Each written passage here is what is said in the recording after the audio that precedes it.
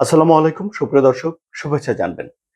রাশিয়ার একটা বড় তেল শোধনাগার যা লুব্রিক্যান্ট তৈরি করে, সেই শোধনাগারে হামলা করেছে ইউক্রেন।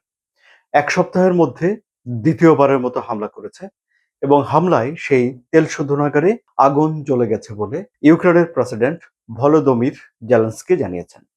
অর্থাৎ জেলেনস্কি বলছেন যে ইউক্রেনের সীমান্ত থেকে ১,০০০ কিলোমিটার ভেতরে রাশিয়ার একটা তেল শোধনাগারে সফলভাবে ইউক্রেন আক্রমণ করতে পেরেছে। এই আক্রমণের বিষয়ে রাশিয়া কিছু বলেনি। এই আক্রমণের বিষয়টি এখনো নিশ্চিত করেনি রাশিয়ার পররাষ্ট্র মন্ত্রণালয় এবং রাশিয়ার প্রেসিডেন্ট ভ্লাদিমির পুতিন এ বিষয়ে এখনো কিছু বলেননি। কিন্তু গত ১-২ মাস ধরে রাশিয়ার ভেতরে ইউক্রেনের আক্রমণ বেড়েছে। ইউক্রেন রাশিয়ার যে তেল শোধনাগার রয়েছে, ক্ষেপণাস্ত্র তৈরির কারখানা রয়েছে, সেগুলোতে বেছে বেছে আক্রমণ করে। ইউক্রেনের উদ্দেশ্য দুটি।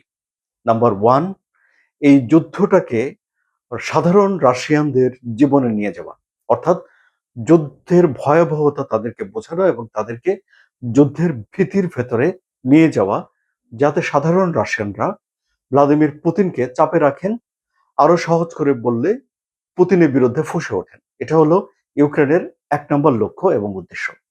২ নম্বর লক্ষ্য এবং উদ্দেশ্য হলো রাশিয়ার যেই রপ্তানির ১ নম্বর খাত জ্বালানি, মানে এলএনজি, গ্যাস কিংবা তেল, এইসব বিষয়গুলো রপ্তানি করে রাশিয়া যে আয় করে, সে আয়টাকে কাটছাঁট করে ফেলা।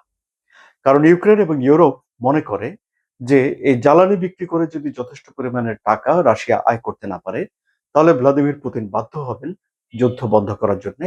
কারণ এই যুদ্ধ চালানোর জন্যে অনেক অনেক টাকা খরচ হয়। যুদ্ধটা সম্মুখ সারিতে চলছে ১২৫০ কিলোমিটার জায়গা জুড়ে।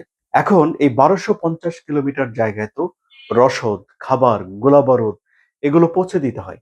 এই পৌঁছে দেওয়ার পথ ইউক্রেনের তৃতীয় লক্ষ্যবস্তু এবং এই সরবরাহ ব্যবস্থা ইউক্রেন ভেঙে ফেলতে চায়। ফলে ইউক্রেন রাশিয়ার ভেতরে সীমান্ত থেকে ৫০০ কিলোমিটার দূরে, ১,০০০ কিলোমিটার দূরে হামলা করছে, যাকে ইউক্রেন বলছে দূরপাল্লার নিষেধাজ্ঞা।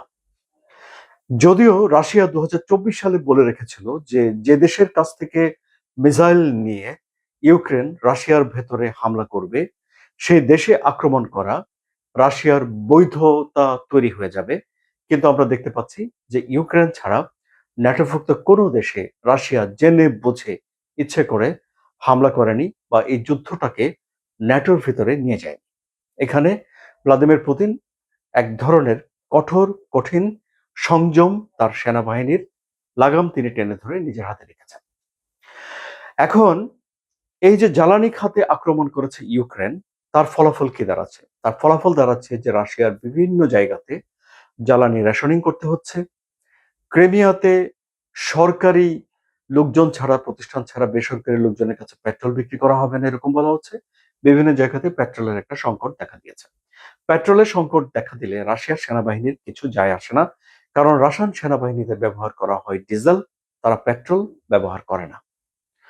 ফলে এক ধরনের জ্বালানি সংকট আছে, যা রাশিয়ার প্রেসিডেন্ট ভ্লাদিমির পুতিন তিনি স্বীকার করেছেন।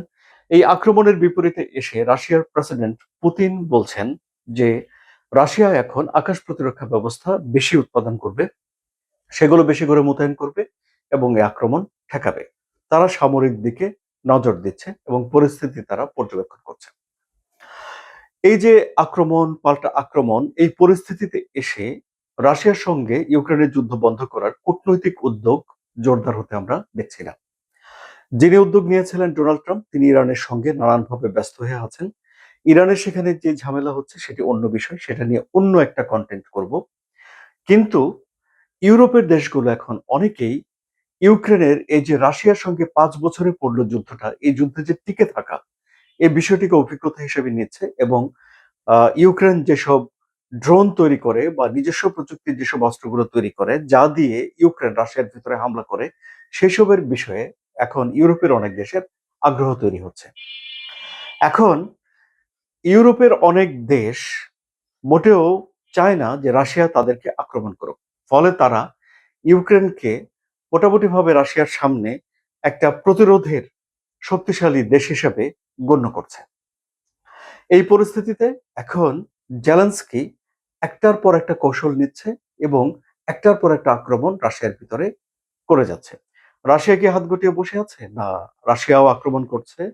রাশিয়া আক্রমণ করছে কিয়েভে, রাশিয়া আক্রমণ করছে খার্কিভে, রাশিয়া একযোগে অনেক জায়গায় আক্রমণ করছে, একযোগে অনেকগুলো বেশি ড্রোন ব্যবহার করছে এবং জেলেনস্কির দেশ ইউক্রেনকে ব্যতিব্যস্ত করে ফেলছে, আক্রমণ করে ক্ষয়ক্ষতি হচ্ছে, লোক মারা যাচ্ছে। তাহলে মোটা দাগে যে কথা বলা যায় সেটি হলো যে রাশিয়া ইউক্রেন যুদ্ধটা সহসাই বন্ধ হচ্ছে না। আলোচনা কেমন লাগলো? যদি আলোচনা ভালো লাগে তাহলে আমি আশা করব আপনারা এই কন্টেন্টে লাইক দেবেন, শেয়ার করে আপনাদের বন্ধুদেরকেও দেখার সুযোগ করে দেবেন এবং রাশিয়া ইউক্রেন যুদ্ধের জটিল সমীকরণগুলো সহজ সরলভাবে বুঝতে সাবস্ক্রাইব করে আমি আশা করব আপনারা এই চ্যানেলের সঙ্গে থাকবেন। ভালো থাকবেন সবাই।